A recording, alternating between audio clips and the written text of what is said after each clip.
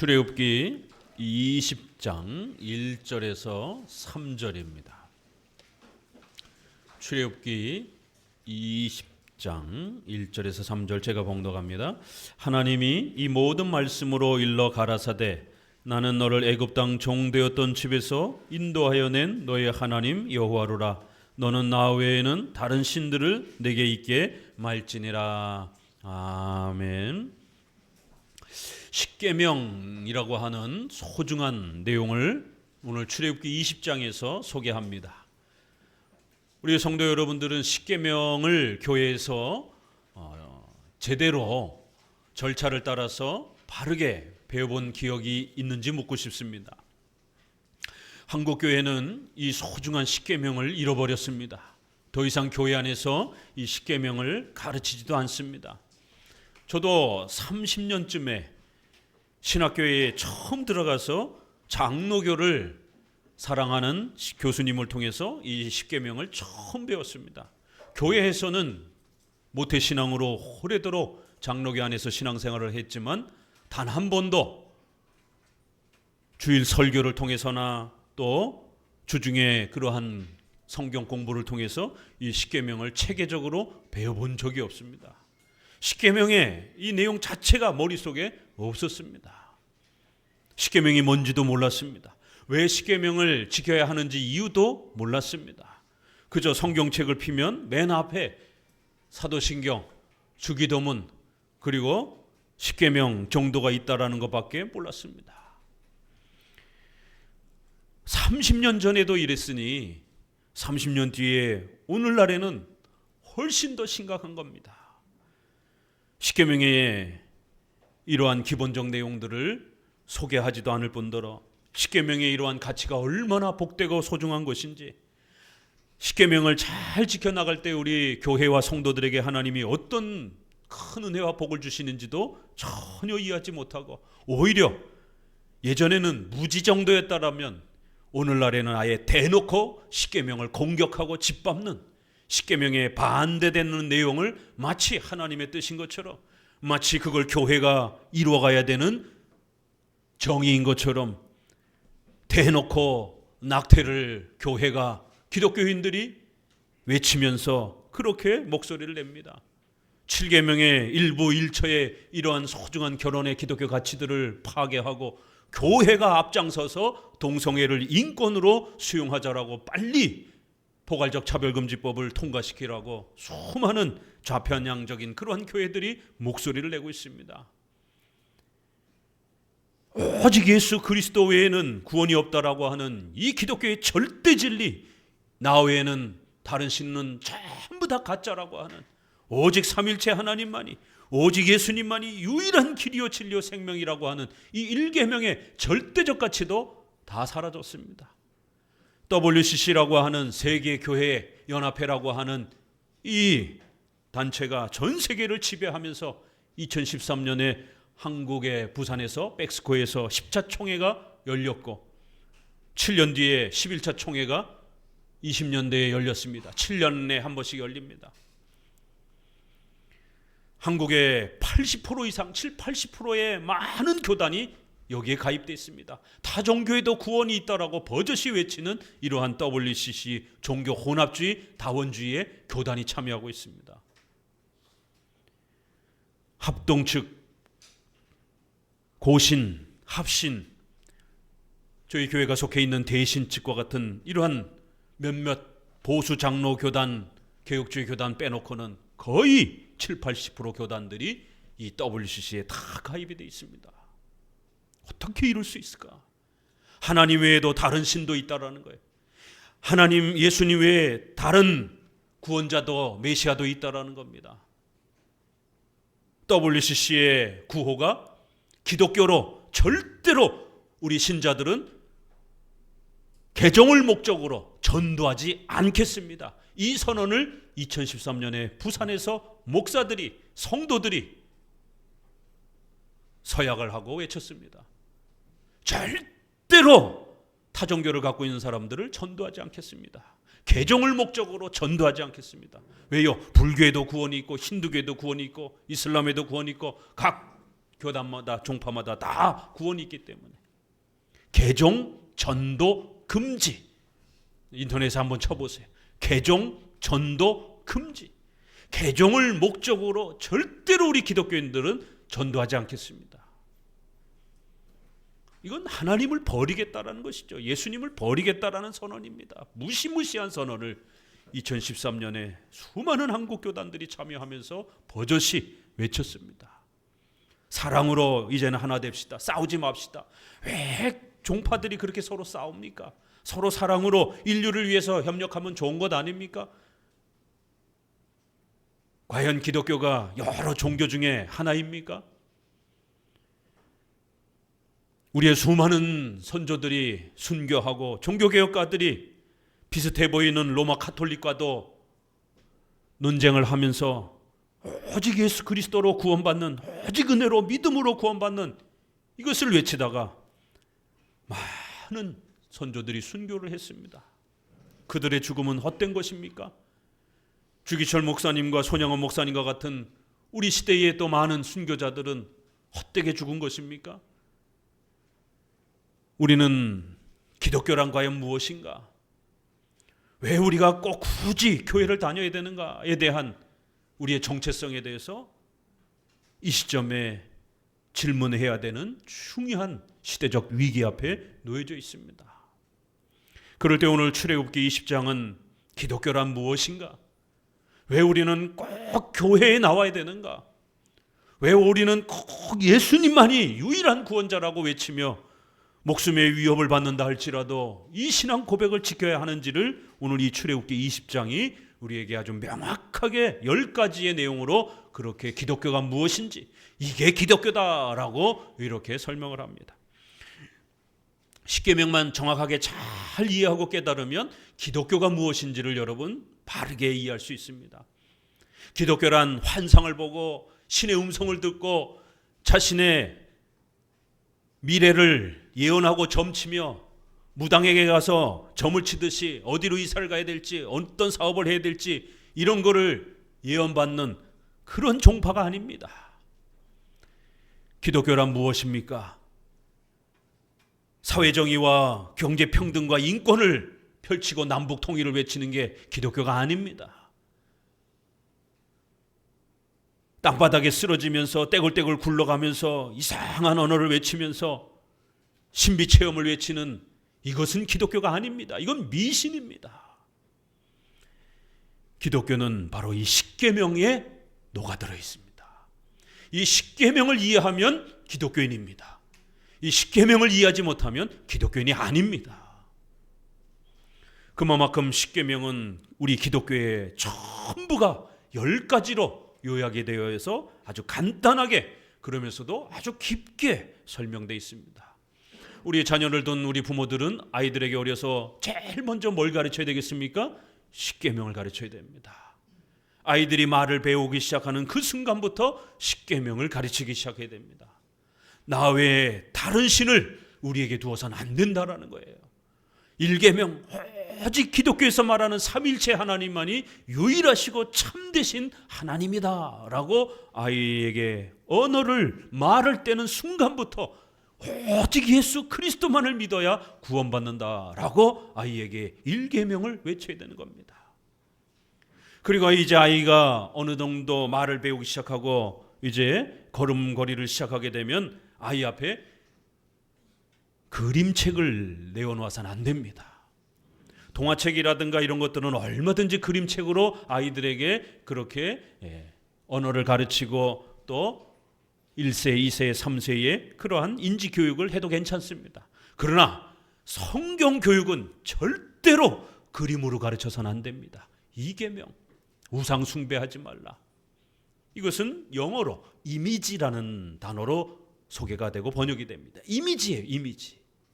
그림, 조각, 여러 가지 이러한 일러스트와 같은 이러한 다양한 형태의 형상, 그림을 말하는 겁니다. 조각을 말하는 거예요. 우상 숭배하지 말라는 말은 형상 숭배하지 말라는 거예요. 하나님을 형상이나 그림이나 조각으로 나타내지 말라는 거예요. 벌써 이 1계명, 2계명만 들어도 걸음이 탁 멈추게 되는 거예요. 왜요? 한국 교회 90% 이상 이렇게 하고 있거든요. 여름 성경학교가 다가오면 선생님들이 아이들에게 온갖 퍼포먼스로, 온갖 그림과 조각으로 예수님의 십자가 사건을 소개합니다. 이번에 4월 달에 부활절 광화문에서 연합 행사하는 것을 보았습니다. 한국교회 140년 역사상에 이런 퍼레이드를 하지 않았습니다. 불교나 4월 초파일에 퍼레이드를 하고 카니발 퍼레이드를 하고 브라질에서 이렇지, 우리 기독교는, 개신교는 절대로 그런 그림이나 조각이라든가 그런 거를 세상 사람들한테 전시하면서 퍼레이드를 하지 않았습니다. 그런데 2, 3년 전부터 우리도 불교처럼 퍼레이드를 합시다라고 그렇게 무지하고 어리석은 타락한 목회자들에 의해서 광화문 퍼레이드가 시작이 되었습니다. 구약의 법궤와 구약의 그 많은 성전의 그러한 물건들을 다시 만들어서 어깨에 지고 제사장들처럼 하얀 옷을 입고 그렇게 행진을 합니다. 나팔을, 다윗의 나팔이라고 하면서 뿔나팔을 봅니다. 병아리가 등장을 합니다. 도대체 예수님과 병아리가 무슨 상관이 있는지. 예수님이 병아리입니까? 얼마나 신성모독적인 그러한 접근입니까? 우리의 생명 대신 전지전능하신 하나님을 어떻게 병아리에다가 비유를 합니까? 그러더니만 올해는 실제로 사람을 십자가에다가 못 박아가지고 현행법에 저촉이 될까봐 실제로 못을 박지는 않았지만 밧줄로 십자가에다 묶어가지고 그렇게 퍼포먼스를 하더라고요. 작년까지는 그냥 십자가만 끌고 가더니 올해는 아예 사람을 매달아 놓고, 필리핀과 스페인과 같은 카톨릭 국가에서는 진짜로 못을 박습니다. 그래서 죽습니다. 사람들이 그 후유증에 의해서. 그걸 은혜라고 그 십자가에 못 박혀서 죽어가면서 그리스도의 고난을 나도 함께 참여하고 싶다라고 하면서 줄 서서 대기하는 사람들이 수십 수백 명입니다. 그렇게 해서 부작용으로 죽으면 천국 갈 수 있다라고 그렇게 믿는 거예요. 이슬람의 IS 테러 분자들이 폭탄을 치고 테러를 하면 천국에 간다라고 하는 이러한 그들의 잘못된 신앙처럼 그렇게 퍼포먼스 하다가 덧나서 죽으면 천국 간다 생각을 하는 겁니다. 그러더니만 올해는 갑자기 무덤이 열리더니 크레인에다가 사람을 매달고 무덤에서 예수님을 분장한 청년이 광화문 그 꼭대기에 헐헐 날아다니는 것이에요. 성도들은 그거를 사진을 찍고 그 밑에서 두 손을 모으고 눈물을 흘리면서 예수님이 부활하셨다라고. 이게 도대체 뭡니까? 이게 기독교입니까? 루터가 바로 1517년에 이런 카톨릭의 퍼레이드와 이런 카톨릭의 퍼포먼스를 탄식하면서 11월 1일 만성절이라고 해서 온갖 성인들의 해골, 뼈, 옷, 신발, 성인들의 유물들을 전시하는 11월 1일 만성절이 있습니다. 그 성인들의 유골을 만지고 거기에 손을 대면 병이 낫고 부자가 되고 사업이 잘 되고 자식이 잘 된다라고 이렇게 미신적으로 버티려나서 수많은 사람들이 돈을 주고 제일 앞자리에 그거를 만지려고 줄을 섭니다. 4월 초파일에 법당에 등을 달려고 수억씩 내면서 대법당 안에는 수억씩 돈을 내야 등을 달 수 있습니다. 소원을 성취하는 카드를 적어서 법당 안에 맨 앞에 불상 앞에 놓으려면 최소 수억은 돈을 내야 됩니다. 그 바깥에는 수천만 원, 또 저 멀리는 수백만 원, 저 절 바깥에는 10만 원, 등 다는 게 다 돈입니다. 저도 중학교 때에 고등학교 때에 친구를 따라서 절에 가서 4월 초파일 행사를 해봐서 압니다. 직접 제가 그 돈 받은 돈을 낸 사람들의 등을 달아줬습니다. 그렇게 만성절 성인들의 유품을 돈을 받고 만지게 하면서 사람들을 미신화시켰던 이 탄식스러운 비참한 기독교의 부패와 타락을 보면서 루터가 가슴을 찢으며 이건 기독교가 아니다. 이건 미신적이고 샤머니즘적인 부패한 타락한 기독교의 모습이다. 기독교란 오직 성경을 믿음으로, 성경에서 가르치는 예수님을 믿음으로 구원받는 것이다 라고 로마서 1장 17절을 외치면서 종교개혁이 일어난 겁니다. 제발 그렇게 만지고 보고 끌어안고 집에다가 모셔두고 거기다 대고 절을 하고 제발 이런 미신적인 행위하지 말아라. 그건 우상숭배다. 그렇게 절하고 믿는다고 해서 구원받는 게 아니다. 오직 성경을 믿어야 됩니다. 오직 예수 그리스도를 나의 구주로 믿어야만 구원받을 수 있습니다 라고 외치면서 종교개혁이 일어난 겁니다.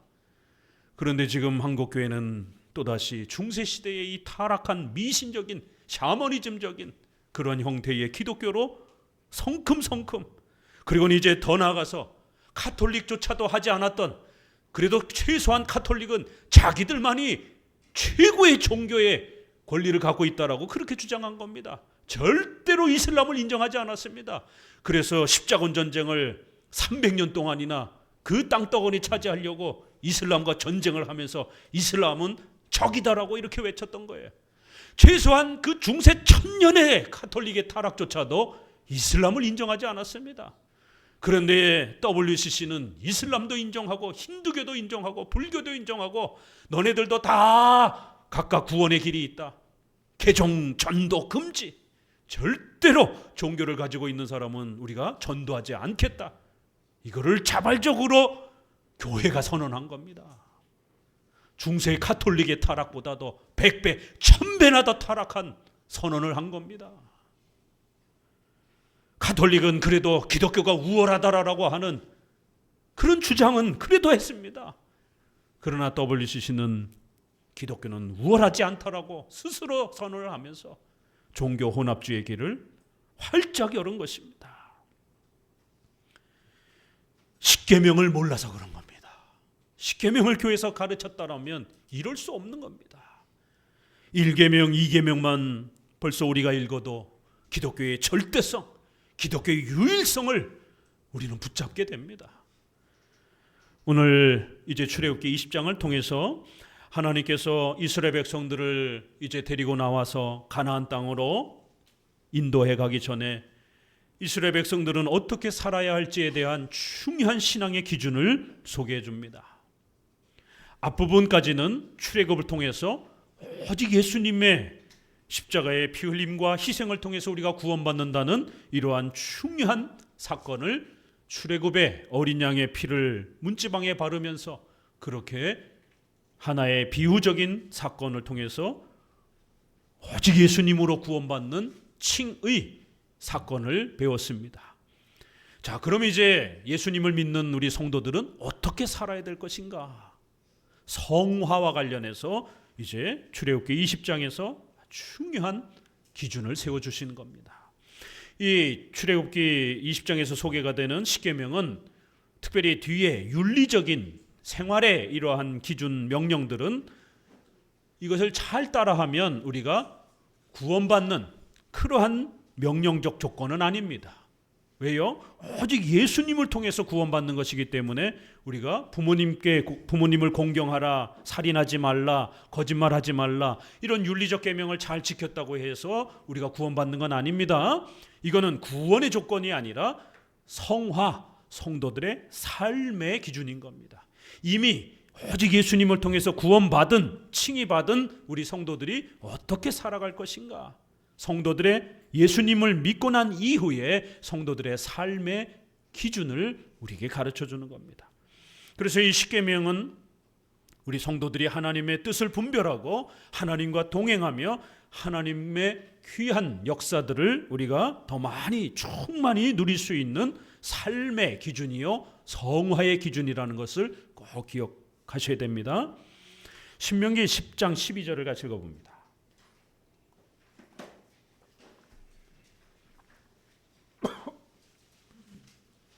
신명기 10장 12절. 십계명이 얼마나 소중한 것인지를 십계명은 이렇게 설명합니다. 이스라엘아, 내 하나님 여호와께서 내게 요구하시는 것이 무엇이냐? 곧 내 하나님 여호와를 경외하여 그 모든 도를 행하고 그를 사랑하며 마음을 다하고 성품을 다하여 내 하나님 여호와를 섬기고 내가 오늘날 내 행복을 위하여 내게 명하는 여호와의 명령과 규례를 지킬 것이 아니냐. 하나님이 우리에게 요구하시는 것이 무엇입니까? 여호와를 경외하고 그 말씀을 사랑하라는 것이. 눈에 보이지 않는 하나님을 사랑한다는 것은 바로 하나님의 도, 말씀을 사랑하는 것과 같다라고 이렇게 표현합니다. 마음과 성품을 다하여 하나님의 말씀을 붙잡고 그 말씀을 따라 살고 그 명령과 규례를 지키며 그렇게 살아가는 거라는 거예요. 그러면 곧 그게 하나님을 사랑하는 것이다 라고 이렇게 말합니다. 바로 이 십계명은 우리의 행복을 위하여 하나님이 선물로 주신 소중한 하나님의 말씀이다 라고 이렇게 소개를 합니다. 십계명은 10가지의 이런 엄청난 명령과 특별히 금지의 명령들이 있습니다. 그러다 보니 많은 분들은 이 십계명을 부담스러워하고 십계명이 마치 우리의 삶을 올가매는 것처럼, 십계명은 우리를 불편하게 하는 것처럼 이렇게 선입관이 있습니다. 그렇지만 성경은 거듭 십계명은 우리의 행복을 위하여 주신 하나님의 선물이다라고 거듭거듭 강조합니다. 오늘 출애굽기 20장 1절 2절에 하나님이 이 모든 말씀으로 일러 가라사대 나는 너를 애굽 땅 종되었던 집에서 인도하여 낸 너의 하나님 여호와로라. 십계명을 시작하기 전 머릿말 서문이라고도 이렇게 표현합니다. 왜 우리가 십계명을 지켜야 되는가? 그것은 십계명을 잘 지키면 구원받는다 이런 조건이 아니라 이미 우리는 출애굽을 통해서 어마어마한 칭의에 오직 예수님의 피 흘림과 죽으심과 희생을 통해서 우리가 구원받았다라는 거예요. 하나님의 자녀여 백성이 되었기 때문에 이제 신자로서 당연히 이 십계명 하나님의 뜻을 따라 살아야 된다라는 거예요. 왜 십계명을 지켜야 되는지에 대한 이유가 2절의 머릿말처럼 아주 강력하게 먼저 소개가 됩니다. 우리는 애굽 땅에서 종되었던, 바로 이 출애굽은 영원한 지옥의 형벌을 비유적으로 가르쳐주는 구약의 이신칭의 사건이라고 말씀을 드렸습니다. 우리가 영원히 종되어 형벌을 받아야 되는 지옥의 이 형벌에서 우리가 구함을 받았다라는 거예요. 자유케 되었다라는 거예요. 그래야 하나님의 자녀요 백성이 되었다라는 겁니다. 하나님은 우리의 아버지가 되고 우리는 하나님의 자녀가 되는 너의 하나님 여호와가 되셨다라고 말하는 거예요. 그러니까 이제 우리 성도들은 이 십계명을 하나님의 뜻으로 알고 하나님의 백성이 어떻게 살아야 되는지에 대한 중요한 기준으로 잡고 이대로 살아야 된다는 거예요. 성화의 그러한 기준으로 소개를 합니다. 십계명은 우리의 행복을 위하여 주셨다라고 하는 이 말씀을 꼭 마음에 새기고 명심하셔야 됩니다. 자, 1계명을 먼저 보니 3절에 너는 나 외에 다른 신을 내게 있게 말지니라로 시작합니다.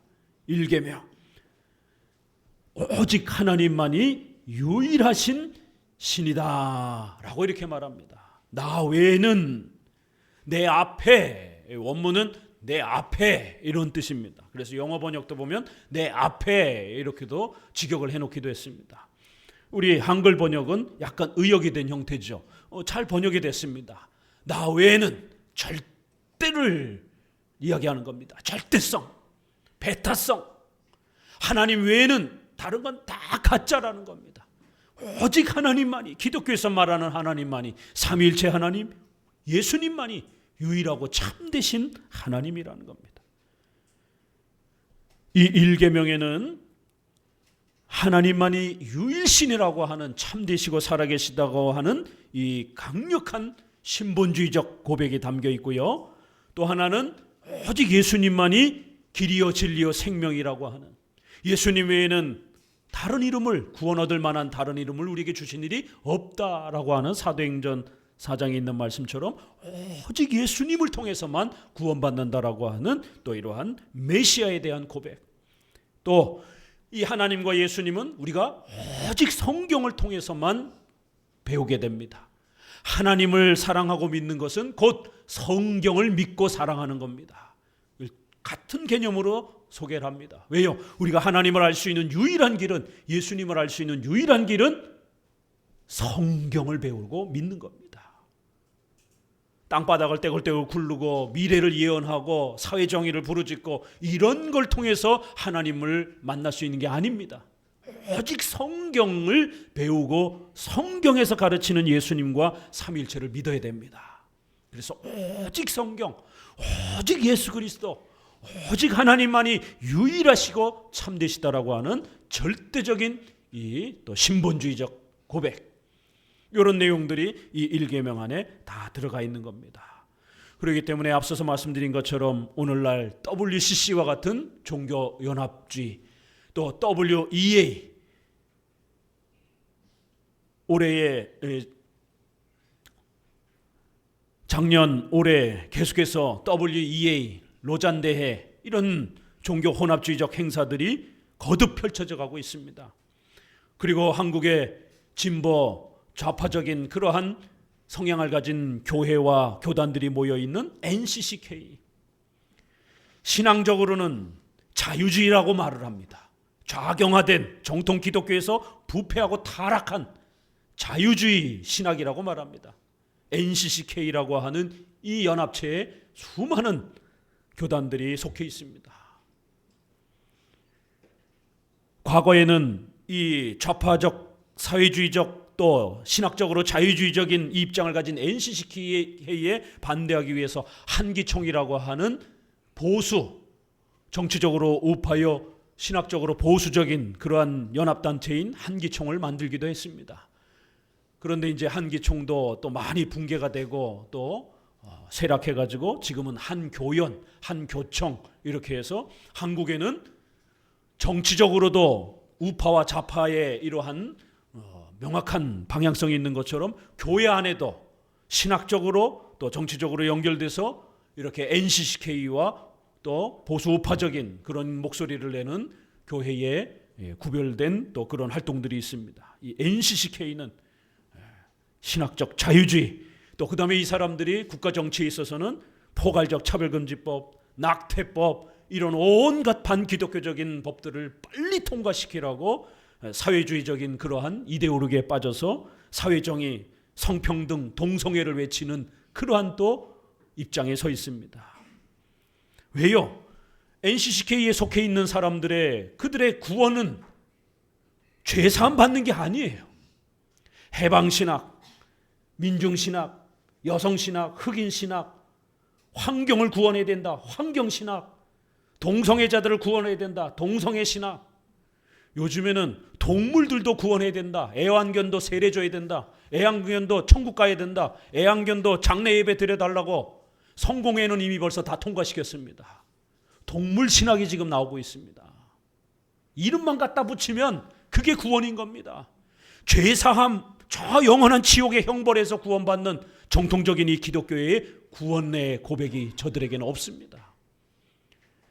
그렇기 때문에 이들이 정치적으로 국가적으로 나가게 되면 좌파 사회주의를 외치는, 개인의 사유재산을 없애버리고 모두가 똑같이 잘 먹고 잘 산다라고 하는 허황된 이러한 꿈을 꾸는 사회정의, 경제평등, 인권을 강조하는 이러한 좌파 정책하고 똑같은 겁니다. 왜요? 그들에게, 기독교인들에게 있어서는 그게 구원이니까. 사회정의와 경제평등과 모든 사람들에게 인권을 그렇게 펼치는 것이 성평등이 그들이 생각하는 구원이고 그게 정의이기 때문에 정치활동과 기독교 활동이 똑같은 것이죠. 그러나 우리 정통 기독교는 오직 예수님을 믿음으로 구원받고 지옥의 영원한 형벌로부터 자유케 되어지는, 죄사함 받는, 그리하여 유일하신 참되신 하나님만을 섬기는, 바로 이것이 구원이요, 이것이 기독교의 유일한 진리에 대한 고백이라고 지켜오고 있는 겁니다. 1계명 기억하셔야 됩니다. 마태복음 6장 24절에는 한 사람이 두 주인을 섬기지 못할 것이니 혹 이를 미워하거나 저를 사랑하거나 혹 이를 중히 여기며 저를 경히 여김이라. 저희가 하나님과 재물을 겸하여 섬기지 못하느니라. 마태복음 10장 37절에는 아비나 어미를 나보다 더 사랑하는 자는 내게 합당치 않고 아들이나 딸을 나보다 더 사랑하는 자도 내게 합당치 아니하고. 사회정의와 경제평등과 성평등과 같은 이런 이데올로기가 구원이 될 수도 있고, 저들에 의해서는 또 인간의 이 연약한 때문에 자녀나 돈이나 건강이 또 그들의 최고의 구원의 목적이 될 수도 있습니다. 그렇기 때문에 기복주의가 되는 것이고, 정의와 인권이 구원이 되면 이거는 사회 구원이 되는 겁니다. 사회를 구원시키는 이런 식이 되는 거죠. 그래서 성경은 거듭 경고하는 겁니다. 예수님과 삼일체 하나님 외에 다른 신을 섬기는 것은 거짓된 것이다라는 거예요. 또 때로는 우리에게 자녀와 재물과 의식주의 이러한 수단이 필요하다 할지라도 그거를 우리 인생에 있어서 최고로 높이고 살며 그렇게 살아가게 되면 그것도 우상숭배가 되고 그것도 바른 신앙이 아니다라고 이렇게 말합니다. 오직 하나님만이, 오직 예수 그리스도만이 우리의 삶의 가장 높은 자리에 있어야 된다는 거예요. 그리하여 마태복음 6장 31절 33절까지에도 먼저 그의 나라와 그의 의를 구하라. 오직 하나님만을 우리 생애의 목적으로 우선순위로 두고 살아가라라고 이렇게 말합니다. 요한복음 14장 6절에 내가 곧 길이요 진리요 생명이니 나로 말미암지 않고는 아버지께로 올 자가 없느니라. 우리 1계명 기억하셔야 됩니다. 오늘은 10계명에 대한 부분을 전체적인 내용들 다 소개할 수는 없고요. 간략한 핵심만 소개해 드리도록 합니다.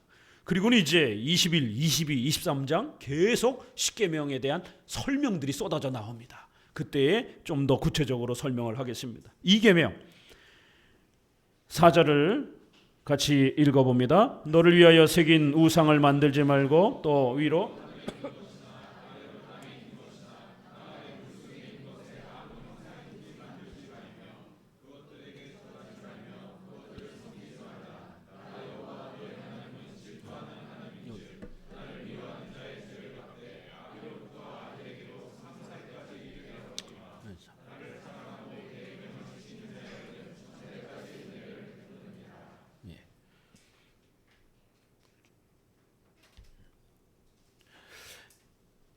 이 계명은 우상 숭배하지 말라, 형상 숭배에 대한 그러한 경고를 하고 있습니다. 이미지, 그림, 조각 다 해당이 됩니다. 돌이나 나무나 짐승이나 그 어떤 형태로라도 하나님을 형상화, 이미지화하면 안 된다라는 겁니다. 왜 그렇습니까? 요한복음 4장에 있는 것처럼 아버지께 참으로 예배하는 자들은 신령과 진정으로 예배할 때가 오나니 곧 이때라. 하나님은 영이신 분이다 라고 이렇게 표현합니다. 하나님은 영적 존재이기 때문에 그림으로 조각으로 나타낼 수가 없다라는 것이에요. 만약 여러분이 종이에다가 하나님을 그리고 흙으로 표현한다면 그 순간부터 여러분이 이제 그 종이를 버리지 못하게 됩니다. 하나님을 그린 종이를 어떻게 쓰레기통에다가 버릴 수 있겠습니까? 무서워서. 예수님을 그린 종이를 여러분 어떻게 찢을 수가 있겠습니까? 그 그림이 신성화되는 거예요. 함부로 버릴 수가 없습니다. 땅바닥에 쓰레기통에 버려진 그 예수님의 얼굴을 볼 때마다 어떤 생각이 들겠습니까? 아이들이 예수님이라고 그림을 그려놨다가 그거를 쓰레기통에다가 집어넣으면 아이들의 마음속에 어떤 게 형성이 되겠습니까? 좀 전까지는 예수님이야? 이러면서 우리가 예수님을 사랑해야 돼? 이러면서 엄마하고 아빠하고 예수님을 멋있게 이렇게 그려놓고는 그걸 조금 있다가 쓰레기통에 들어가 있는 그 예수님의 얼굴을 보면 아직 제대로 교육되지 않은 아이의 마음속에 어떤 마음이 자리 잡겠느냐는 것을 묻는 겁니다.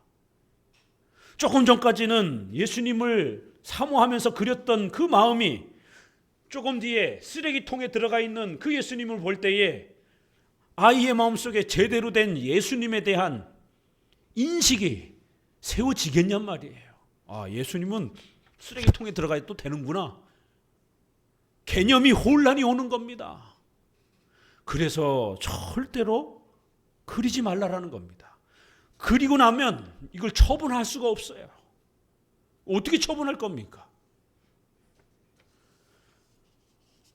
아이가 옆에서 엄마에게 예수님의 얼굴을 왜 쓰레기통에다 버려? 예수님의 얼굴을 왜 찢어? 예수님의 얼굴을 왜 태워? 어떻게 할 겁니까? 하는 것마다 아이들이 묻게 됩니다. 어떻게 대답할 거예요? 삼위일체의 하나님이십니다. 하나님은 유일하신 한 분이고 그럼에도 성부와 성자와 성령 하나님이 계십니다. 한 분이시면서 동시에 우리가 삼위 하나님이라고 고백합니다. 이걸 어떻게 그림으로 그릴 겁니까? 세계적인 화가가 와도 못 그립니다. 그래서 과거에는 한 몸 하나에다가 머리를 3개가 달린 이런 형태로 그리기도 하겠고, 얼굴에다가 이쪽, 좌쪽, 우쪽에다가 그리기도 했고, 별별 방법을 다 해봤습니다. 다 이단으로 정제됐습니다. 그런 식으로 하나님을 표현하면 신성모독이라는 것이, 그릴 수가 없습니다. 만들 수가 없습니다. 예수님은 어떻고요? 예수님은 한 분이십니다. 그런데 신성과 인성을 갖고 계십니다. 여러분이 인성을 그림에다 나타냈습니다. 그러면 신성은 어디 계십니까? 신성과 인성은 지난주 우리 성찬 배우면서 절대로 분리되거나 나눠지지 않는다라고, 한 인격 안에, 한 분 안에 신성과 인성이 결합, 연합되어 있다라고 말하고 고백했습니다. 절대로 나눠지지 않는다라는 거예요. 그런데 여러분이 예수님의 인성을 표현했습니다. 그럼 신성은 어떻게 할 겁니까? 나눠지거나 분리되지 않는 한 분 예수님인데 여러분이 예수님의 인성을 나타냈습니다. 만들었습니다. 그러면 신성은 어떻게 할 거예요? 그래서 이미 수백 년 전에 공의회를 통해서 예수님의 조각 그림을 만들지 말라고 총회, 공의회를 통해서 선언을 한 겁니다. 인터넷에 그 공의회를 찾아보세요. 그런데 로마 가톨릭에서 787년에 다시 또 그림과 조각은 아이들을 위해서, 글자를 모르는 사람들을 위해서 신앙의 보조도구로 그렇게 우리가 사용할 수 있다라고 공의회를 다시 열어버렸습니다. 그리고 지금까지 그 입장을 가톨릭은 지켜가고 있는 거예요. 그래서 성당 가면 온갖 예수님의 사진과 그림과 스테인드 글라스부터 시작해가지고 그렇게 치장을 하는 겁니다. 그러나 종교개혁은 754년에 고백했던 바로 금지, 그 신앙 고백이 훨씬 더 성경적 고백이라고 회복해 준 겁니다. 그리하여 하이델베르그 교리문답에도 97문, 98문에도 학습 보조용으로도, 우리 아이들을 위한 교육용으로도 절대로 예수님을 그림이나 조각으로 만들거나 표현해서는 안 됩니다라고 이렇게 표현한 겁니다. 최소한의 이러한 루터와 칼빈과 종교개혁자들의 이러한 문서들만 조금이라도 읽었으면, 관심을 갖고 읽었다라면 우리 한국교회가 이렇게까지 타락하지는 않았을 것입니다. 성경으로, 교리 교육으로 아이들에게 예수님을 가르치는 겁니다. 고린도전서에서도 분명히 말합니다. 헬라인들은 온갖 새로운 사상을 요구하고 유대인들은 온갖 기적 체험을 요구한다. 그러나 하나님이 전도에 미련한 것으로 우리를 가르치셨다라는 거예요. 그랬을 때 그 전도는 여러분이 전도지 들고 나가서 말하는 그 전도지가 아니고요. 그 번역된 전도라는 말은 설교, 교리 교육을 말하는 겁니다. 그래서 영어로 가게 되면 이런 독트린 뭐 이런 식으로도 번역이 됩니다. 하나님의 말씀을 가르치는, 성경의 핵심 교리를 가르치는 교리 교육, 설교를 통해서 하나님이 우리를 인도하신다라는 거예요. 유대인들은 기적 보여달라고 구약에 있었던 그런 많은 기적들을 또 보여달라고 온갖 기적 타령입니다. 헬라인들은 세련된 것을 좋아하다 보니까 세련된 지식으로 설명해보라고, 철학적으로 설명해보라고, 이성적으로 설명해보라고 떠들어댑니다. 오늘도 마찬가지죠. 세련된 사람들은 기독교가 너무 비이성적인 것 같아. 예수님이 그렇게 죽었고 살아났다는 거 믿을 수가 없어. 과학적으로 설명해봐. 합리적으로 설명해봐. 그런 거 기적 같은 거 다 빼고. 또 다른 신사도 운동하는 사람들은 기적 좀 보여봐. 신비체험 좀 보여봐. 그럼 하나님 믿을게. 아니요. 기독교는 그렇게 해서 믿는 게 아닙니다. 전도의 미련한 방식으로 바로 성경, 하나님의 말씀을 설교하고 그 성경의 핵심 교리를 가르치는 교리 교육을 통해서 예수님을 우리가 알게 되는 겁니다. 그래서 루터의 대소리문답, 칼빈의 제네바 교리문답, 하이델베르그 교리문답, 웨스트민스터 대요리문답, 소유리문답. 그런데 한국교회 성도들은 대요리, 소유리가 뭔지도 몰라요. 그 단어를 처음 들어봤다고 얘기를 합니다. 소유리문답 그러니까 그게 요리책이냐고 이렇게 묻습니다. 장로교회에 7대 선서가 있습니다. 성경은 하나님의 말씀입니다. 둘째, 웨스트민스터 신앙 고백을 성경을 가장 잘 요약한 것으로 받고 믿고 가르치겠습니다. 셋째, 나는 장로교회의 목사, 장로가 되겠습니다. 임직 받으려면 반드시 이 7대 선서를 해야 됩니다. 근데 소유리문답이 뭔지도 몰라요. 그 장로님이 소유리문답을 공부해 본 적이 없어요. 이게 우리의 현실입니다. 그러니 아이들이 성인이 돼서 교회에 안 남아 있는 겁니다. 재미가 없는 겁니다. 왜 꼭 굳이 교회에 있어야 됩니까? 타종교회도 구원이 있는데 왜 꼭 교회에 나와야 됩니까? 그래서 서구 유럽에서 WCC가 받아들여진 나라들마다 교회가 텅텅 비는 거예요. 왜요? 교회 외에도 구원이 있습니다라고 이렇게 목회자가 외쳤더니만 오던 성도들이 어떤 생각을 해요? 그럼 꼭 굳이 교회 갈 필요 없네? 절에 가야 되겠다. 힌두교 가야 되겠다. 아니 목사 스스로 왜 교회에 와야 됩니다라고 말하지 않으니까 텅텅 비는 겁니다. 부모가 자녀들에게 오직 예수님을 성경을 통해서 교리를 통해서 안 가르치니까 애들이 하나님을 모르는 거예요. 1, 2계명은 하나님을 왜 우리가 섬겨야 되는지, 하나님을 어떻게 우리가 만날 수 있는지를 가르쳐주는 기독교의 구원의 가장 핵심입니다. 이거 외에는 하나님을 가르치는 방법이 없습니다. 그런데 다른 방법으로 아이들에게 어려서 그림이나 그리고 조각이나 만지고 교회 가서 춤이나 추고 노래나 부르고 율동이나 부르고 오고 어른 예배에 참여하지도 않고 애들끼리 그냥 모여 앉아갖고 율동이나 부르다 가고 그러니까 애들이 성경을 언제 배웁니까? 교리문답을 언제 배웁니까? 집에서는 바쁘다고 직장 다니면서 아이들에게 단 1시간도 성경 공부 교리교육 시키지 않습니다. 가톨릭은 일주일에 1시간씩 교리 공부를 시킵니다. 교황을 믿어야 구원받는다. 마리아를 믿어야 구원받는다. 반드시 성인들의 유물을 우리가 만지고 또 집에 둬야, 마리아상을 집에다 두고 거기다 절을 하고 기도해야 너네가 잘 된다. 이런 교리를 가르치는 거예요. 미신적인 교리를 1시간씩 일주일에, 한 달에 4시간씩 가르칩니다. 그러니 가톨릭 사람들은 개종률이 거의 없습니다. 기독교로 개종하지 않습니다. 거의 웬만해서는. 이거 우리 종교개혁자들이, 우리 교회가 했던 겁니다. 그거를 예수회가 벤치마킹 해간 거예요. 원래 가톨릭은 그런 교리 공부 안 했습니다. 미사나 드리고 고해성사나 하고 그런 유물 숭배나 하고 해골이나 만지고 이랬던 겁니다. 우리는 다 잃어버리고 저들은 강력하게 무장이 되어 있는 것입니다. 아이들에게 2계명, 오직 성경을 설교를 통하여 또 교리교육을 통하여 그렇게 하나님을 우리가 예배하고 알아가도록 그렇게 가르쳐야 되는 겁니다. 이거는 이 계명은 예배의 방법을 가르치는 겁니다. 어떻게 하나님을 예배할 것인가. 하나님은 영이시기 때문에 보이질 않는 거예요. 그래서 예배하기가 어려운 겁니다. 보이면 만지고 같이 앉고 이러면 편하죠. 그렇지만 하나님은 눈에 보이지 않기 때문에 예배하는 방법이 아주 특별해야 되는 겁니다.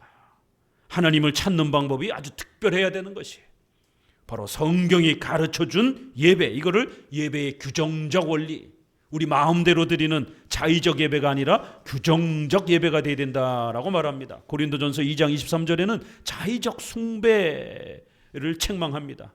인간이 원하는 그러한 예배는 안 된다라는 거예요. 하나님이 명령하는 예배를 잘 지켜야 된다라는 거예요. 구약에서는 제사 중심의 예배였고 신약에서는 사도행전 2장 42절에 저희가 사도의 가르침을 받아 서로 교제하며 떡을 떼며 기도하기를 전혀 힘쓰니라.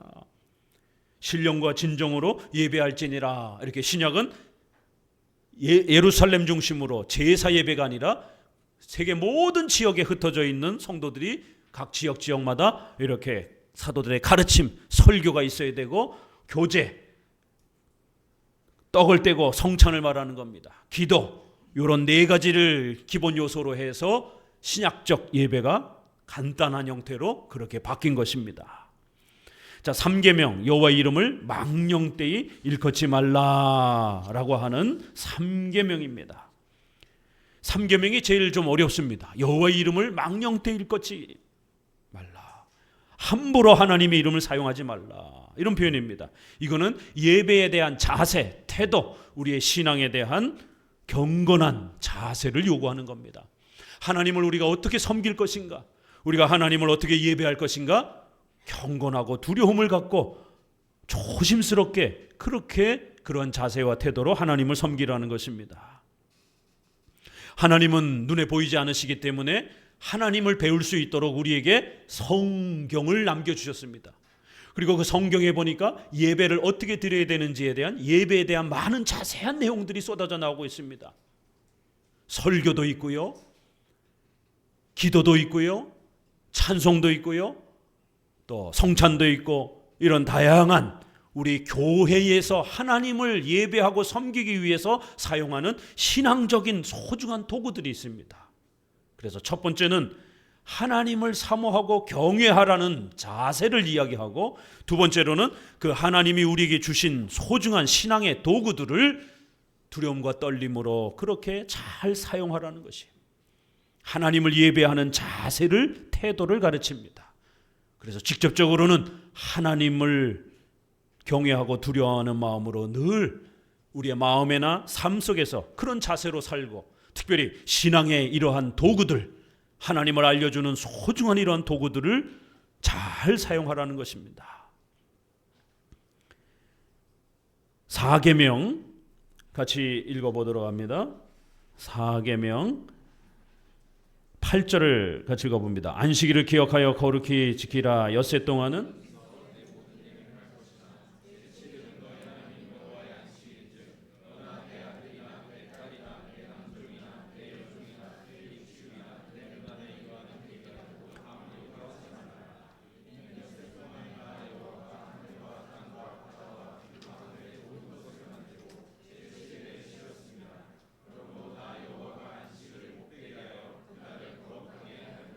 예. 4계명은 주일 성수에 대한 아주 중요한 명령입니다. 24시간 온종일을 하루를 하나님께서 구별하여 복되게 하셨다라고 이렇게 말합니다. 6일은 우리를 위해서 주시고 하루는 하나님을 위해서 써야 된다라고 하면서 6일과 하루를 구별하여 사용하라라고 하는 예배의 시간과 내용을 가르칩니다. 우리 크리스천들은 주일 성수라고 하는 독특한 삶을 가지고 살아갑니다. 여러분 만약 사업이 잘 되기를 원한다라면, 또 여러분의 자녀가 잘 되기를 원한다라면, 여러분이 또 건강하게 오래도록 삶을 사시기를 원한다라면 반드시 주일 성수를 하셔야 됩니다. 의사가 환자를 치료할 때 제일 먼저 검진을 하지 않습니까? 그렇죠?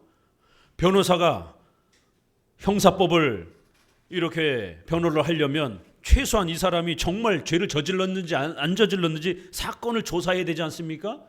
자, 우리 기독교는요, 이 사람이 하나님 안에서 잘 하나님의 도움을 받으며 살아가도록 그렇게 지도해 주려면 제일 먼저 주일 성수를 체크해 봐야 되는 겁니다. 입으로 나도 하나님을 섬긴다라고 아무리 얘기를 해도 주일날 교회를 안 와요. 그럼 목회자가 볼 때 이 사람이 신자입니까? 아닙니까? 신자가 아닌 걸로 보이는 겁니다.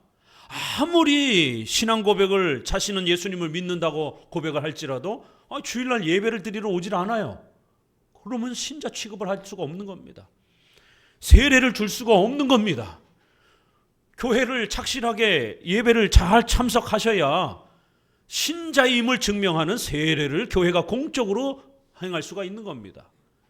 아무리 마음속으로 자기가 신앙 고백을 한다 할지라도 교회를 오지 않으면 교회는 그를 신자 취급할 수가 없는 겁니다. 세례를 줄 수 없는 겁니다.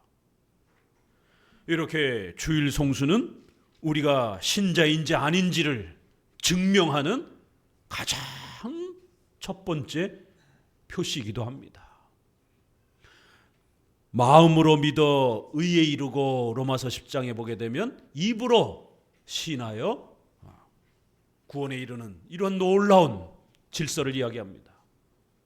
마음으로 고백하는 것이 우선입니다. 여러분 마음속으로 예수님을 주님으로 고백해야지요. 거기서 끝나면 안 된다라는 거예요. 입으로 시인해야 된다라는 겁니다. 그럼 입으로 누구한테 시인을 합니까? 성도들 앞에서 공적으로 시인을 해야 되는 거예요.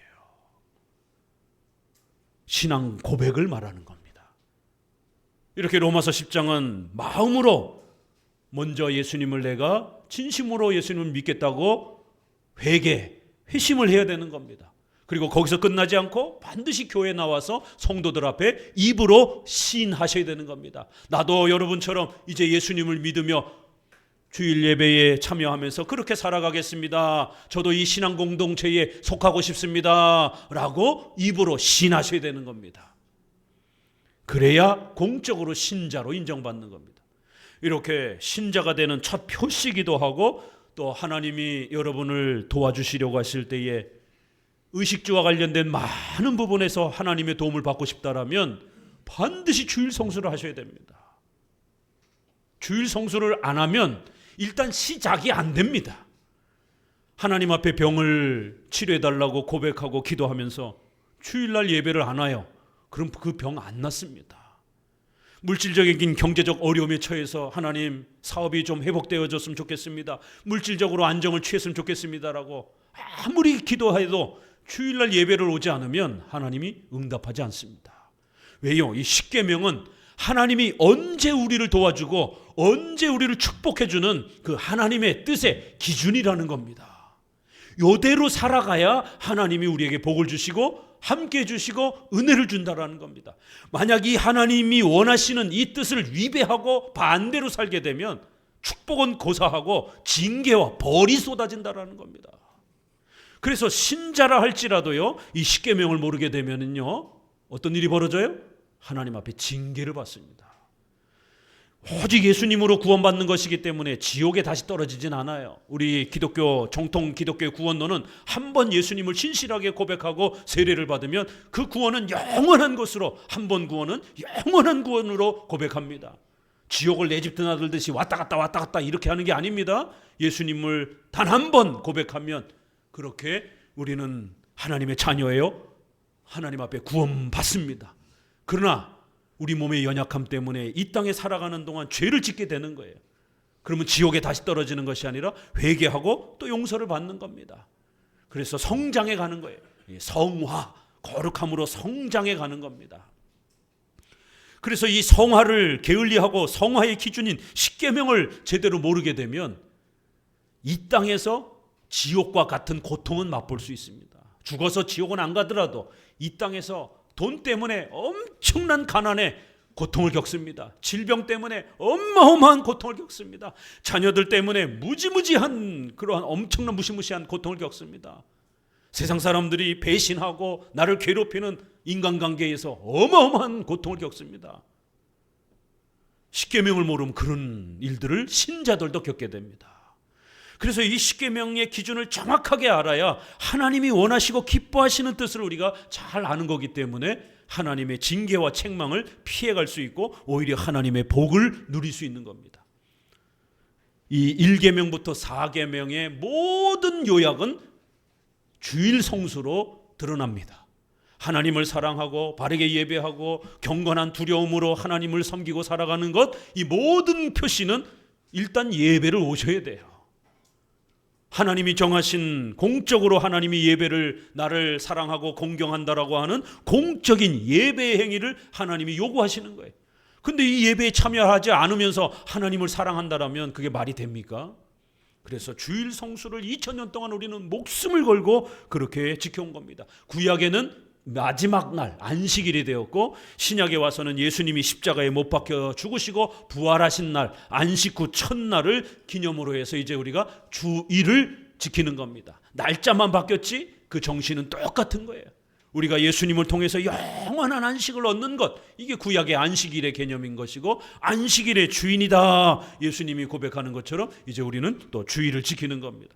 그래서 영혼의 복, 의식주의 이런 모든 복을 원하신다라면 주일 성수를 목숨처럼 여기고 지켜가셔야 됩니다. 이사야 58장 13절 14절에 만일 안식일에 내 발을 금하여 내 성일에 오락을 행치 아니하고 안식일을 일컬어 즐거운 날이라 여호와의 성일을 존귀한 날이라 하여 이를 존귀히 여기고 내 길로 행치 아니하며 내 오락을 굳지 아니하며 사사로운 말을 하지 아니하면 내가 여호와의 안에서 즐거움을 얻을 것이라. 내가 너의 땅의 높은 곳에 올리고 내 조상 야곱의 업으로 기르리라. 여호와의 입의 말이니라. 사적인 우리의 개인적인 노동을 금지하는 겁니다. 왜요? 나를 위한 날이 아니기 때문에 하나님을 위한 날이라는 거예요. 그래서 공적인 오전 예배, 오후 예배에 다 참여하시고 아직 오후 예배를 참여 못하시는 여러 형편 때문에 그런 분들도 계십니다. 용기를 내셔서 오후 예배까지 참여해 보세요. 가족들이 반대를 하는데요. 그것도 용기를 내서 처음에 새신자야 어쩔 수 없지만 이제 신앙이 1년 2년 성장해 가면 오후 예배도 용기를 내보세요. 그럼 막 화를 내릴 것 같던 가족들도요, 그 가족들의 마음도 변화시키는 게 누구예요? 하나님입니다. 사탄은 우리에게 두려움을 줘서 만약 내가 오후 예배까지 가고 이러면 아마 남편이, 아내가, 가족들이 싫어할 거야, 싸우게 될 거야. 사탄은 우리의 마음속에 공포감을 집어넣습니다. 그러나 구약의 그 수많은 기적들은 그 공포 앞에서 하나님을 의지하면서 한 걸음 믿음으로 내딛었을 때 사람의 마음도 바뀌고 환경도 바뀌고 자연의 상황도 바뀌고 온갖 모든 역사를, 창조의 역사를 뒤바꾸시는 분이 하나님이심을 이스라엘 백성들에게 가르쳤던 것이, 원수와 같았던 사람이 갑자기 마음이 바뀌면서 우리를 도와주는 사람으로 바뀌는 이 역사도 하나님이 하시는 것이. 그래서 오후 예배도 용기를 내서 도전해 보시고, 특별히 수요 예배도 이제 직장 때문에 어쩔 수 없는 분들은 예외적으로 나중에 청취를 하시더라도 수요 예배도 참여하시고, 또 직접 참여할 수 없는 그런 거리에 계시면 온라인으로라도 우리가 실시간으로 하니까 이렇게 방법을 찾아서 열심히 교회의 공적인 예배들을 잘 유지하셔야 됩니다. 특별히 수요일 날은 신구약 전체를 지금 한 5년 계획을 가지고, 신약은 다 끝났고 지금 구약 창세기부터 지금 사무엘상까지 갔습니다. 말라기까지 3년 안에 핵심을 빨리 전달하려고 5년 계획을 가지고 지금 전달하고 있습니다. 그럼 여러분이 5년 동안만 잘 쫓아오면 신구약 전체를 전부 다 핵심을 잡을 수 있습니다. 성경을 몰라서 지금 한국 기독교가 이렇게 타락하고 우리 아이들을 붙잡지 못하는 이 이유가 바로 여기 있는 겁니다. 그래서 부모가 먼저 성경 전체를 정확하게 꿰뚫으셔야 됩니다. 그러려면 이 수요 예배 5년 압축된 이 성경 공부를 쫓아오셔야 됩니다. 그래서 부모가 성경에 대해 자신감을 갖게 되면 아이들이 질문하고 이럴 때 피하지 않고 열심히 성경을 가르치고, 또 믿지 않는 가족들이 기독교에 대해서 질문하고 그러면 전도할 수 있는 힘이 생기는 겁니다. 온라인으로도 직장 때문에 못 드시면 금요일 날, 토요일 날 다 녹화되어 있으니까 반드시 듣고 쫓아오셔야 됩니다. 성경 모르면 우리 기독교는 끝입니다. 내 자녀도 교육시킬 수 없습니다. 육체로만 자식을 낳았다고 해서 내 자녀가 아닙니다. 그의 머릿속과 그의 마음이 세상의 세속적인 또 사회주의와 공산주의로 또 기독교적인 이러한 또 좌파 이러한 자유주의 형태로 물들어 버리게 되면 내 자식이지만 마음을 나눌 수 없는 남이 돼 버립니다. 부부지간에도 마찬가지입니다. 그래서 이 사계명은 우리의 삶과 우리의 생활 전체를 붙잡아주는 소중한 울타리가 됩니다. 하나님이 약속했잖아요. 이 주일을 불편하게 여기지 말고 우리의 모든 사적인 오락과 노동을 금지하고 내 오락을 굳지 아니하고 존귀한 날로, 즐거운 날로, 소중한 날로 여기면서 그렇게 지켜가라는 거예요. 그럼 하나님이 반드시 도와주겠다라는 겁니다. 목회자는 성도들과 상담하면서 어디가 아픈 분이 계시면 의료로 병원으로도 치료가 안 되면 함께 기도합시다. 조건은 주일 예배를 온전히 회복하세요. 그럼 하나님이 치료해 줄 겁니다. 목사님 경제적인 어려움 때문에 가난 때문에 고통을 겪고 있습니다. 그래요? 일단 그러면 열심히 직업을 찾아보시고 그 다음에 주일 성수를 지켜갑시다. 그럼 하나님이 경제적 회복을 해 주실 것입니다. 목회자는 이렇게 약속하는 겁니다. 믿고 따라와 보셔야 됩니다. 5계명 또 읽어보도록 합니다. 시작.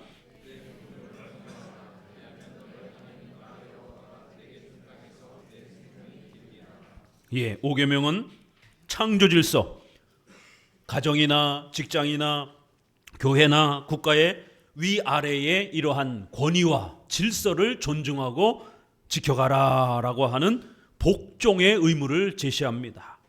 하나님이 창조하시고 그 모든 창조의 질서를 따라 통치해 가시기 때문에 함부로 불복종하거나 질서를 어지럽히게 되면 하나님의 이 통치의 질서가 파괴가 된다라는 것이에요. 하나님은 모든 사람을 똑같이 흙에서 창조한 게 아니라 아담과 하와만 그렇게 창조하고 나머지 모든 인류는 그 부모에게서 태어나서 보살핌을 받고 그 아이가 자라서 또 부모가 되고 또 그 부모가 늙어서 자식에게 보살핌을 받는 이런 형태로 가족 관계로 하나님이 인류를 창조하셨습니다. 그래서 아이 때가 있지만 반드시 그 아이도 어른이 되고 권위를 갖게 됩니다. 아이가 어려서 권위를 무시하고 무질서에 물들게 되면 본인이 늙어서 반드시 자식들에게 버림받습니다. 이게 하나님의 창조 법칙이요 하나님의 원리인 것입니다. 하나님은 이렇게 위아래에 복종의 질서의 질서를 세우셔서 역사를 이끌어가기를 원하시는 것입니다. 그런데 오늘날 이런 사회주의와 이런 잘못된 이데올로기에 의해서 권위를 아주 싫어하는 그러한 시대가 되었습니다. 어디 이거 우리가 과거에 있을 수도 없고 생각할 수도 없었던 학교 선생님을 폭행하고 성추행을 하고 이런 일들이 버젓이 일어나고 부모들이 툭탁하면은 고소하고 아동폭행으로 고소를 하고 얼마 전 뉴스를 보니까 붕어빵을 선생님이 아이들에게 사줬대요. 그랬더니 아동폭행으로 선생님이 고소를 당한 거예요. 왜요? 불량식품 사줬다고.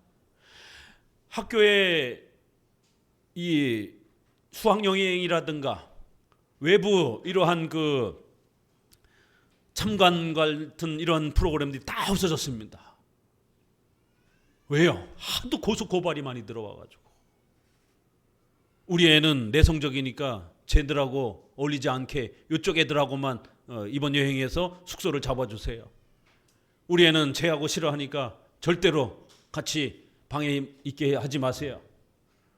아이를 차 태우려고 빨리빨리 타라고 소리 질렀더니만 우리 애가 겁을 냈다고 아동폭행죄로 소리 질렀다고 고소를 합니다. 이게 지금 오늘 우리 현실입니다. 권위를 짓밟는 권위 실종 시대에 살아가고 있습니다. 직장이든 가정이든 간에 모든 권위가 다 깨졌습니다. 학생 인권 조례안 때문에. 그 학생 인권 조례안을 누가 만든 겁니까? 진보적인 좌편향적인 그러한 사람들이 만든 겁니다.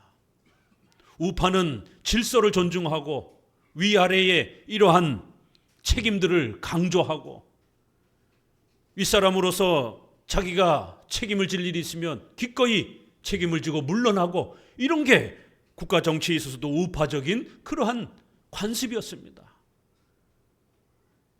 그런데 이제 권위와 이런 책임이 무질서가 남발하는 이러한 시대가 되면서 더 이상 아이들은 예절과 이러한 권위에 대한 인격 교육을 제대로 배울 수 없는 그런 시대가 되었어요. 이런 아이들이 커서 어른이 되었을 때 과연 부모들을 제대로 돌볼 수 있을 것인가? 심각합니다. 제일 먼저 부모가 버림받을 것이에요. 우리 보수 기독교에서는 끊임없이 학생 인권 조례안 폐지해달라고 끊임없이 교육부에다 요구하고 있습니다. 왜요? 이 학생 인권 조례안이 학생의 인권만 너무 지나치게 높여놔가지고 아이들의 도덕, 인격 교육이 제대로 이루어지지 않는다고 판단하기 때문에 학생 인권 조례안 폐기시키라고 끊임없이 교회들은 요구하고 있습니다. 신명기 5장 16절에도 내 부모를 공경하라, 내 생명이 길고 복을 누리리라. 에베소서 6장 2절 3절에도 내 아버지와 어머니를 공경하라, 이것이 약속 있는 첫 계명이니 이는 내가 잘되고 땅에서 장수하리라. 이 권위와 질서를 잘 지켜갈 때에, 이런 습관을 어려서부터 아이들에게 잘 훈련시킬 때에 어떤 복을 받는다고요? 장수. 우리 인간에게 제일 필요한 두 가지, 오늘 출애굽기에도 범사에 잘 된다라는 거예요. 모든 일들이 잘 되도록 하나님이 도와주시고, 두 번째, 아프지 않고 오래 사는 게 우리 인간에게 얼마나 큰 소망입니까? 장수할 거라는 거예요. 5계명에 이런 엄청난 복이 있습니다. 여러분이 하는 모든 일들에 하나님이 범사에 잘 되도록 물질적인 혜택을 주실 것이고 건강에 복을 줄 거다라고 5계명을 잘 지키면 권위와 질서에 잘 순종하는 이런 습관과 태도를 길러가게 되면 이런 복을 받을 것이다라는 거예요. 얼마나 놀랍습니까? 6계명, 살인하지 말라라는 생명 존중과 관련된 말씀입니다. 우리 인간은 하나님의 형상으로 창조되었기 때문에 하나님만이 우리의 생명을 결정하는 것이지 인간이 절대로 함부로 남의 생명을 빼앗아서는 안 된다는 것이, 자비, 국률, 선함에 대한 또 이러한 인간 존중에 대한 부분들을 가르칩니다. 좌쪽에서는 진보적 이러한 목소리를 내는 사람들은 얼마나 내로남불인지 여성의 인권을 강조하면서 만삭된 아이를 죽이라고 빨리 모자보건법을 개정하라고 요구를 합니다. 개를 애완견을 죽이면 2년 이하의 징역을 받는데 만삭된 태아를 죽이면 그걸 인권이라 정의라 외치고 있습니다. 사람을 죽이는데 그걸 정의라고 외칩니다. 개를 죽이는데 그거는 벌을 받습니다. 이런 세상이 된 것이에요. 6계명의 직접 낙태, 간접 낙태, 이런 모든 부분들이 엄히 경고되어지고 있습니다. 이 10계명을 모르면 어떤 일이 벌어지는지 아십니까? 우리 난임 부부들 결혼을 자꾸 늦게 하니까 불임이 자꾸, 난임이 자꾸 발생이 됩니다. 그럴 때 인공수정을 우리가 해도 됩니까? 안 해도 됩니까? 이런 게 실제적 문제로 다가오는 거예요. 이걸 무슨 하나님의 음성 듣고 결정하는 게 아닙니다. 성경을 통해서 하나님의 뜻을 찾는 겁니다. 인공수정과 시험관 아기 수술이 있어요. 인공수정은 배란을 도와서 정자를 여성의 몸에 자궁에다가 넣어서 수정이 되도록 도와주는, 여성의 몸 안에 수정이 되도록 도와주는 방법이에요. 남편과 아내의 수정 방법이기 때문에 이건 성경적으로도 얼마든지 가능합니다. 배란을 유도해서 여성의 몸 안에서 수정이 잘 이루어지도록 불임을 도와주는 겁니다. 그러나 시험관 수술은 여성의 몸 바깥에서 정자와 난자를 채취해가지고 수정체를 만들어가지고 여성의 자궁에다가 안착시키는 겁니다. 이것은 많은 문제가 우리 기독교인에게 있어서 어려움이 있습니다. 왜냐하면 여성의 몸에서 난자를 한 번에 최소 1개에서부터 30개까지 강제로 채취를 합니다. 그리고 수정체를 만듭니다. 대략 한 15개 이상 수정체를 만들어서 수정체를 기릅니다. 그러다가 어떤 거는 또 죽기도 하고 그걸 냉동으로 보관하기도 합니다. 간접 낙태가 되는 거예요. 그래서 여러 굵직굵직한 신학회에서 이 수정체를 인간으로 기독교가 볼 것인가 말 것인가에 대한 성경적 6계명의 해석을 오늘날 우리가 어떻게 의료의 발전 속에서 이해해야 될 것인가? 왜요? 정자 난자에 대한 개념이 과거에는 없었는데 의료가 발전하면서 세포에 대한 이러한 연구들이 현미경을 통해서 발전이 되고 정자 난자 개념이 이제 우리에게 밝혀졌기 때문에 우리가 성경적으로 이 개념을 어떻게 이해해야 될 것인가? 우리 수정된 순간 생명체다라고 그렇게 적용해 준 겁니다. 그래서 강제로 10개, 20개씩 수정체를 만들어 놓고 중간에 죽으면 버리고 또 냉동으로 보관하기도 하고 또 그 중에서 제대로 된 거 몇 개만 골라가지고 법적으로는 2개까지 착상을 할 수가 있게 됩니다. 이러다 보니까 많은 수정체들이 버려집니다. 난임 불임 부부들에게 과연 기독교인들에게 이 시험관하기를 허용할 수 있는가? 굵직굵직한 이 신학회에서는 시험관하기에 이 낙태, 간접 낙태에 대한 부분에 대해서 엄히 부정적으로 이렇게 입장을 갖고 있습니다. 이 의사, 변호사, 신학자들이 모여서 입장문을 내준 겁니다. 가톨릭에서는요 절대 불가고요. 다만 이제 우리 개신교 입장에서는 우리도 불가지만 특별한 경우에는 또 아주 엄격한 조건을 제시하면서 좀 허락할 수 있는 여지는 둡니다. 그럼 어떻게 허락해야 되는가?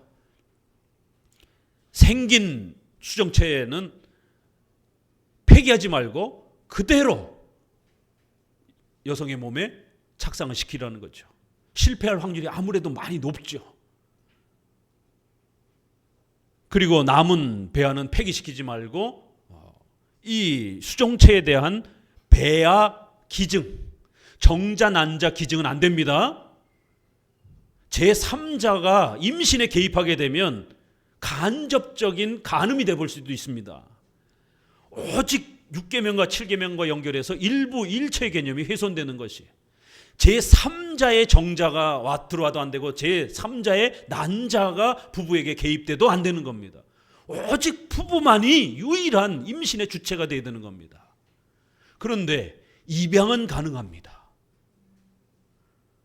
그런데 현대의학이 발전이 되다 보니까 이 남은 배아를 수정된 이 수정체를 어떻게 해야 될 것인가? 버리지 말라라는 것이죠. 그럼 냉동으로 보관했다가 난임 부부들에게 배아를 입양해주는 여기까지 발전돼 있습니다. 지금 의료법들이. 그래서 기독교 입장에서도 그거 정도는 허락할 수 있다.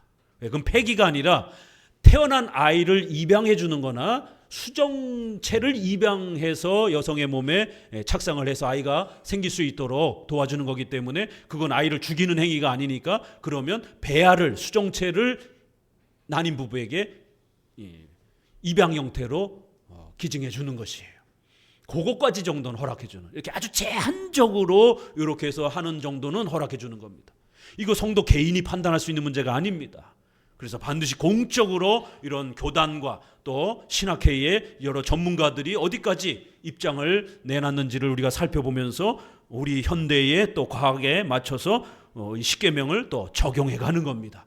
기준을 갖고 새롭게 발전해가는 과학 문명에 맞춰서 성경적 답변을 또 우리가 내놓는 겁니다.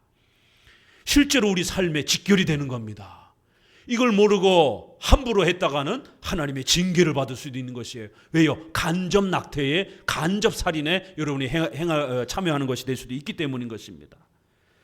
자, 그래서 7계명으로 넘어오게 되면 간음하지 말라라고 했을 때 오직 한 남자와 한 여자 일부 일처를 강조하는 겁니다. 그래서 우리는 동성애도 부정하는 것이고 또 정자 난자에 대한 기증에 대한 이런 부분 제3자가 이런 임신 출산에 개입하는 것도 우리는 금지하는 것입니다. 또 대리모 같은 형태도 금지되어야 되는 겁니다.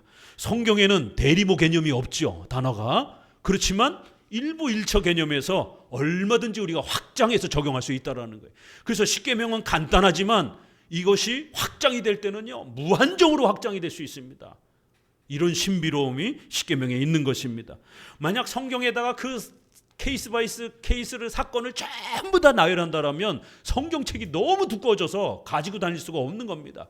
그래서 성경은 기본 원칙만 간략하게 설명을 하고 그 원칙을 우리가 잘 배워서 우리 현대 과학 문명의 발전에 맞춰서 또 우리가 해석을 적용해서 찾아가는 겁니다.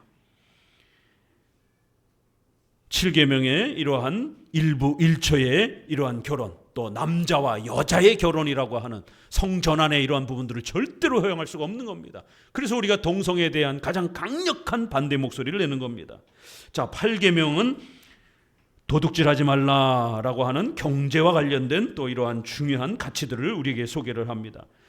왜 우리 보수 기독교는 정치면에 있어서 우파의 이러한 입장을 함께 표현할 수밖에 없느냐면, 우파의 이런 정치관이 자유민주주의, 그 다음에 시장경제, 이러한 한미동맹. 왜요? 미국이라고 하는 이러한 나라가 전 세계에 있어서 자유민주주의와 관련된 이런 사유재산과 시장경제를, 이렇게 자유시장경제를 존중하는 그러한 민주주의, 그러한 가치 철학을 갖고 있기 때문에 그쪽으로 함께 할 수밖에 없는 겁니다. 왜냐하면 우리 사회에는, 현대 우리 사회는 2차 대전을 겪고 나서 러시아와 중국과 같은 공산국가가 사유재산을 억압하고 개인의 이러한 많은 자유들을 억압하는 이러한 국가 철학들이 이 땅에 지금 반드시 존재하고 있기 때문에 그런 것입니다. 그래서 적어도 우리는 사유재산을 철저하게 보존해주는, 개인의 이러한 또 언론 출판과 관련된 이런 자유를 존중해주는 자유민주주의, 또 그 자유민주주의를 지켜가는 세계 유일의 분단국가로서 군사적 도움을 받아야 되는 한미동맹, 자유시장경제, 이 부분을 소중하게 지킬 수밖에 없는 것입니다. 그런데 그것이 8계명의 기독교적 가치와 또 잘 연결이 되는 겁니다.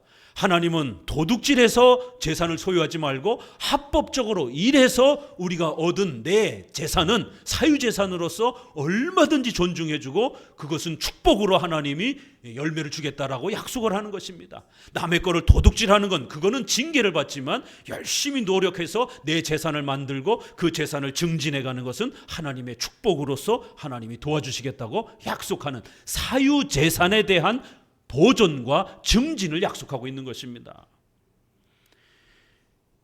잠언서에서는요, 참 재미있는 표현들이 많이 있습니다. 잠언서에서 10장 4절에 보니 손을 게으르게 놀리는 자는 가난하게 되고 손이 부지런하는 자는 부하게 되느니라. 10장 22절에 여호와께서 복을 주심으로 사람으로 부하게 하시고 근심을 겸하여 주지 아니하시느니라. 11장 24절 25절에 흩어 구제하여도 더욱 부하게 되는 일이 있나니 과도히 아껴도 가난하게 될 뿐이니라. 구제를 좋아하는 자는 풍족하여 질 것이요 남을 윤택하게 하는 자는 윤택하여 지리라. 데살로니가 후서 신약에 와서도요, 3장 10절에 우리가 너희와 함께 있을 때에도 너희에게 명하기를 누구든지 일하기 싫어하거든 먹지도 말라. 일하기 싫으면 죽으라는 얘기입니다. 이게 엄청난 얘기죠. 노동을 등한시하고 노동을 세속적인 거로, 악한 것으로, 더러운 것으로 돈을 죄악시 취급하고 이러면 안 된다라는 것이에요. 그러나 국가 사회적으로도 이데올로기로 잘못 사회주의에 물들게 되면 돈을 악하고 죄악된 것으로 취급합니다.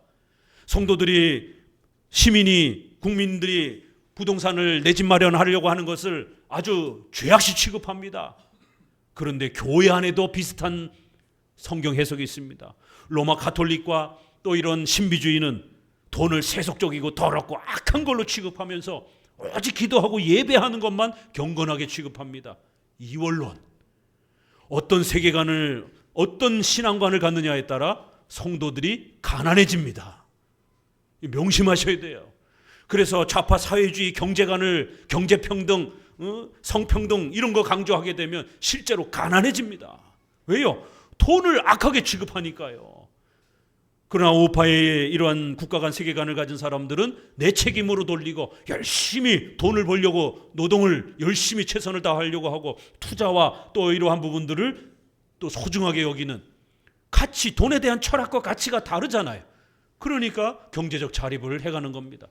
기독교적 성경 해석도 마찬가지예요. 우리는 8계명에 따라서 하나님이 우리에게 재산을 주셔서 우리가 먹고 살도록 그렇게 보호해 주신다라는 거예요.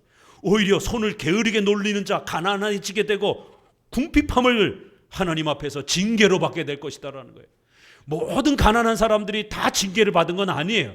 그러나 게으르고 나태해서 그렇게 가난해지게 되면 그건 하나님의 징계가 될 수 있다라는 겁니다. 또 돈을 벌게 되면 흩어 구제하여 또 교회를 돌보고 이웃을 돌보라라고 이렇게 말합니다. 자원함에서 우리가 구제하는 것이지 국가가 강제적으로 돈을 뺏어서 평등하게 경제평등을 만드는 게 아닙니다. 자원해서 자발적으로 내가 열심히 돈을 벌어서 내가 자원해서 나눠주는 기부가 성경적인 것입니다. 특별히 우리 한마음교회의 비전 소개를 해드렸습니다. 저희는 교육에 대한 이런 사명이 있기 때문에 우리 성도들에게 반드시 내 집 마련과 얼마 전 수요일 예배 때도 소개해드린 것처럼 10억 정도의 이러한 현금 자산 정도면 그래도 대한민국에서 한 중위층 정도의 신분을 갖고 살아갈 수 있습니다. 우리 한마음교회의 우리 성도들에 대한 자립에 대한 이런 목적이 신앙적 자립뿐만 아니라 이렇게 내 집 마련과 10억 정도의 자산을 어느 정도 그래도 이렇게 세워갈 수 있도록 성도들이 잘 안정되어야 또 교회도 또 자립이 되어질 수 있는 이것이 같이 맞물려 있습니다. 성도들이 가난하면 아무 일도 할 수가 없죠. 교회도 가난해지는 것이에요. 우리가 기복주의는 쫓아가는 건 아니지만 합법적인 방법 안에서 성도들이 경제적 자립을 해나갈 수 있도록 어떻게 해야 하나님이 경제적인 자립을 도와주시는지 또 국가 철학에 있어서도 세계관에 있어서도 좌와 우의 이런 경제관 국가 간에 있어서 왜 우리가 우파적 국가관과 세계관을 아이들에게 교육시켜야 되는지 특별히 이런 8계명과 관련해서 아주 실제적으로 우리의 문제가 되기 때문에 더더욱 8계명을 잘 배워가셔야 됩니다. 자, 9계명, 10계명. 9계명은 거짓말하지 말라. 이 신용, 명예에 대한 문제입니다. 말은요, 거짓말을 많이 하게 되면 그렇게 행동으로 나아가게 됩니다. 그리고 그런 행동들이 많이 쌓이게 되면 그 사람의 습관이 됩니다. 항상 거짓말을 하는 사람은 항상 그렇게 행동하게 돼 있고 그런 습관을 갖게 됩니다. 나중에는 그 사람하고 약속도 안 하려고 합니다. 왜요? 항상 거짓말을 하니까 습관이 되고 나중엔 그 사람의 인격이 됩니다. 조심하셔야 됩니다. 말 한번 거짓말하고 둘러대는 것 이런 부분들 쉽게 생각하면 안 됩니다. 인간이기 때문에 짐승이 아니라 인간이기 때문에 우리는 언어로 소통을 합니다. 부부지간에도 마찬가지. 한 번에 신뢰가 금이 가게 되면 부부가 유지될 수 없는 신뢰의 엄청난 붕괴가 어디서부터 시작이 됩니까? 거짓말에서부터 시작이 됩니다. 거짓말은 그런 행동을 낳게 됐고 그 행동은 습관을 낳게 되고 그런 오래된 습관은 그냥 그 사람의 인격을 형성하는 것이. 우리 크리스천들은 정직하려고 노력하고 거짓말하지 않으려고 애를 쓰고 잠깐 거짓말해서 피해가려고 하지 마시고 오히려 정직함으로 돌파하면서 그렇게 어렵더라도 그 정직함을 잘 지켜가게 되면 나중에 주변 사람들이 이 사람은 정말 정직해 라고 이렇게 그의 신용과 명예가 평가가 되게 되면 사람들이 곁에 오게 됩니다. 사람들이 함께 사업을 하고 싶어 합니다. 그럴 때 또 함께 성장하는 것이에요. 이 9계명은 인간이 어떻게 살아야 되는가?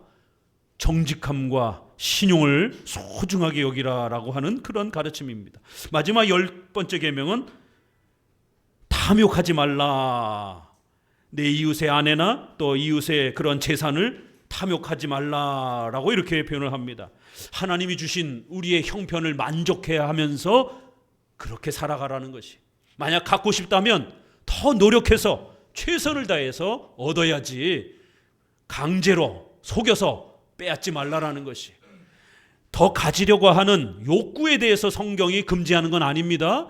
부자가 되고 싶고 내 집 마련을 하고 싶고 결혼을 하고 싶고 이러한 욕구들은 건강한 것입니다. 그러나 그 방법론에 있어서 국가적으로 불법적이고 신앙적으로 비성경적인 방법을 쓰면 안 된다라는 것이. 국가법에 있어서도 어긋나지 말아야 되고 신앙의 원칙에 있어서도 어긋나지 않는 방법으로 최선을 다해서 노력해서 얻으라는 거예요. 그러면 그것은 하나님의 축복이라는 것입니다. 지금 몇 천만 원밖에 없는 사람이 수십억이나 되는 집을 마련하려고 하게 되면 이거는 욕심이 되는 겁니다. 단계별로, 계단별로 이렇게 삶을 업그레이드 가야 되는 거예요. 그런데 한국교회 안에는 대박신앙이라고 하는 이런 형태들이 투기 형태로 이렇게 주식을 하고 부동산을 투자가 아니라 투기 형태로 이렇게 하다가 한순간에 밑바닥으로 내려앉는 이러한 고통을 겪습니다. 학교 다닐 때도 투기와 투자를 공부해 본 적이 없어요. 교회 안에서도 투기와 투자에 대한 이런 부분을 배워본 적이 없습니다. 성경에는 구약의 고리대금은 철저히 금지합니다. 그러나 이자는 허용해 줍니다. 이자와 고리대금의 차이가 뭡니까? 공부해 본 적이 없어요. 이러니 8계명, 9계명, 10계명은 우리의 의식주와 관련해서 경제와 이런 성도들의 삶을 업그레이드 시키는 아주 중요한 원리들입니다. 근데 교회 안에서 한 번도 배워본 적이 없어요. 그러니 어떻게 성도들의 삶이 경제적으로 자립이 되고 안정화되고 서민층이 중류층, 상류층으로 올라가겠습니까? 어떤 분들은 태어날 때부터 좋은 환경에 태어나는 분도 있지만 또 우리가 열심히 노력해서 또 이렇게 삶을 얼마든지 올릴 수도 있는 겁니다. 그러기 위해서는 국가법도 알아야 되고 성경의 법도 알아야 되는 거예요. 그래서 한순간에 욕심 형태로 그렇게 삶을 업그레이드하는 것이 아니라 단계별로 하나님이 허락해 주신 만큼 또 열심히 내가 실력을 갖춰서 노력해서 그렇게 해서 단계별로 올라가라는 것이에요. 야고보서 1장 15절에 욕심이 잉태한 즉 죄를 낳고 죄가 장성한 즉 사망을 낳느니라. 데살로니가전서 5장 18절 범사에 감사해라. 누가복음 16장 10절 지극히 작은 것에 충성된 자는 큰 것에도 충성되느니라. 빌립보서 4장 11절에는 내가 궁핍함으로 말하는 것이 아니라 어떤 형편에서든지 내가 자족하기를 배웠노라. 이렇게 자족, 만족해야 한다라는 것입니다. 현재의 삶의 형편에서 만족해야 하면서 또 미래의 비전과 계획을 세워서 어떻게 해야만이 건강과 또 재산을 잘 업그레이드 하려고 해야 하는지를 계획을 세워서 그렇게 진행하라는 겁니다. 그럼 하나님이 반드시 또 우리의 삶에 노력한 만큼 최선을 다한 만큼 하나님이 열매를 주시겠다라는 것입니다. 이렇게 절제하는 법을 또 배우셔야 된다라는 거예요. 결국 이 절제하는 힘과 능력을 갖추지 못하면은요 항상 과도하게 삶을 그렇게 또 몰아가다가 한순간에 무너지기도 합니다. 이렇게 10가지의 계명은 우리 삶의 중요한 신앙과 생활의 원리를 가르쳐주는 기준이 됩니다. 이 10계명을 앞으로 부지런히 배워서 더욱 성장하는 우리 성도들이 되시기를 주의 말씀으로 권면을 드립니다. 기도합니다.